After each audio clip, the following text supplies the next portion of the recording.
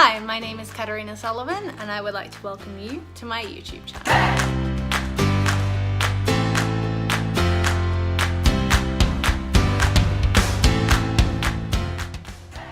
So if you haven't seen our last video that we did covering how to fill out a lower house ballot paper, make sure you head over there now and check it out. This video is talking about how the results are actually tallied on election night.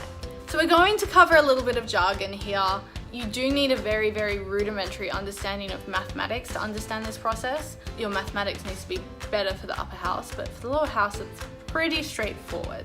On election night, the sealed boxes get opened and the lower house cards are taken out. And they are put into piles depending on what first preference votes there are. So a first preference vote is a vote with a 1 in the box next to it. So for example, last video I spoke about the fact that I voted number 1 for Mr. Orange. And I have to say again, this is not symbolic of Donald Trump. Literally, I just wanted to eat oranges today, and that's the fruit that came to my mind. And I'm regretting it now. I should have picked another citrus fruit. I should have eaten a lemon. Or an onion. That's not a citrus fruit, but a great reference to Australian politics if you get the joke. If not, Google Tony Abbott eating an onion. And someone else ate an onion the other day, just off the top of my head, from... who was it? I had to Google that. It was Matt Canavan. He ate a raw onion the other day. Google it. Don't ask me questions. This is the really exciting stuff that happens in politics. But back to counting votes. We spoke last video about the fact that my first preference was Mr. Orange. Still regretting that name. So I put in 1 in the box next to his name. My vote would go in a pile of other green ballot papers from my electoral division with people that put a 1 in the box next to Mr. Orange. Once they count that pile, hypothetically in scenario 1, we say that Mr. Orange has over 50% of the first preference vote, which means that over 50% of people who made a formal vote, which means they made a vote without making a mistake on their ballot paper, over 50% of people for that electorate put a 1 next to his name, his 1, the majority of the first preference votes, so he immediately gets in. There are a few instances where this happens around the country. There's not a whole lot of areas where this happens, but there are some. So there are some people that on election night, you'll find out pretty much immediately they got in on first preference votes. So now you know what that means. If there's no clear majority based off first preference votes alone, what happens next is that they'll take the candidate with the lowest number of votes, first preference votes, and distribute their second preference votes accordingly. In the example we used last time, I put pumpkin as number 8. And I explained my reasons last time. I think pumpkins are desserts. They're not savory food, and I'm sick of people putting them in savory food. Pumpkins are desserts. Pumpkin pie. It's a thing. Anyway, Mr. Pumpkin, I put 8, and let's just say that he got the lowest number of votes because other people don't like pumpkin either. Which I believe is true. I don't believe there's anyone that really likes vegetables. Let's say that Pumpkin got the lowest number of first preference votes. So we take him out of the competition altogether. We then distribute his second preference votes. So for anyone that's put a 1 in the box next to Mr. Pumpkin, whoever they put 2 next to, their votes then get distributed out accordingly. So this is where we see now that the numbers after number 1 are actually really important because your preference vote gets distributed to another person if your candidate is excluded from the count. So the votes are counted again.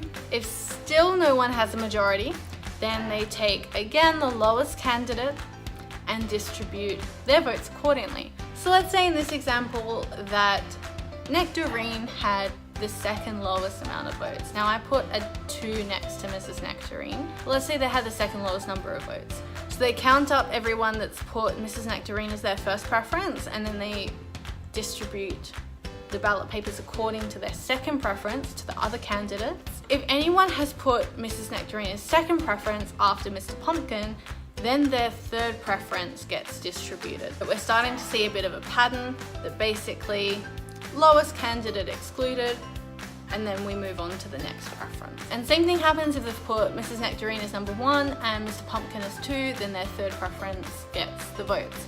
And this process keeps going until someone comes out with over 50% of the votes. So they're the clear majority. There have been candidates elected to Parliament with only 20% of the first preference vote. That means that only 20% of people in the electorate actually put a 1 next to the candidate's name that got into power.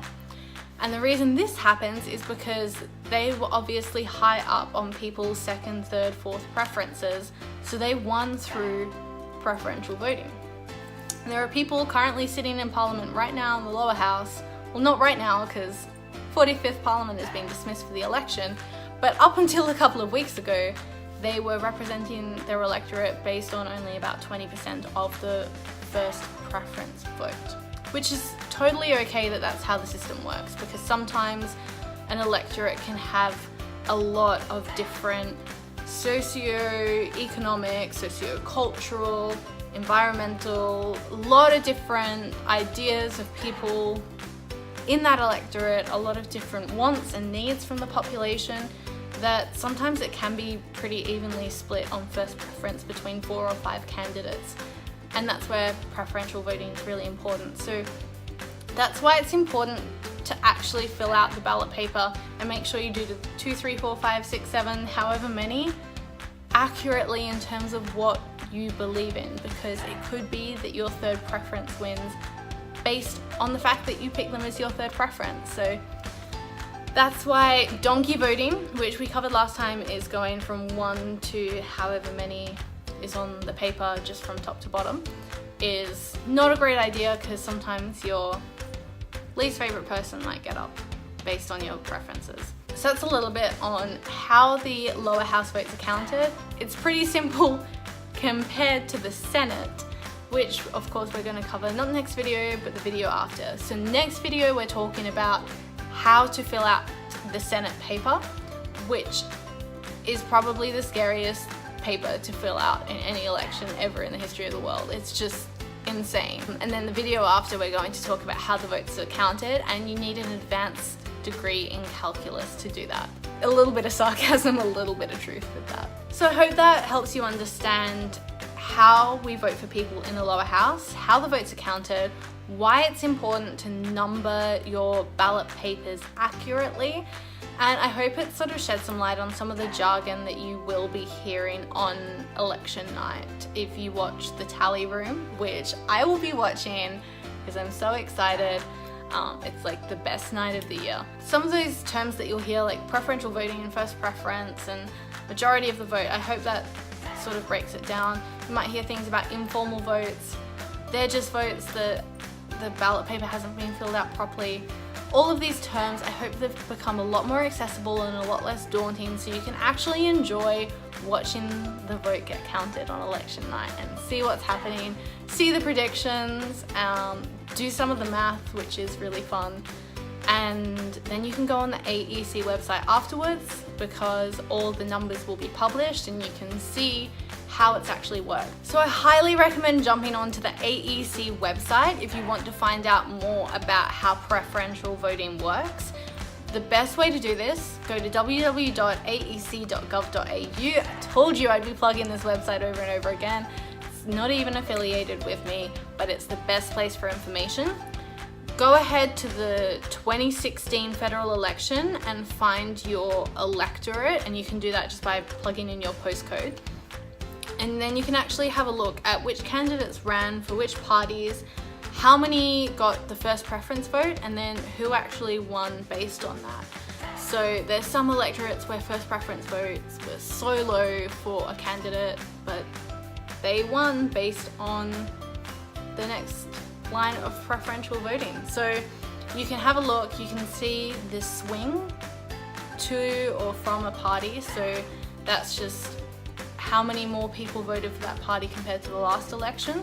and that will sort of help you familiarize yourself with the process this year. Please like my video, share, subscribe, follow me on social media, comment below with any questions. I'm answering whatever questions you might have about the election over the next couple of weeks.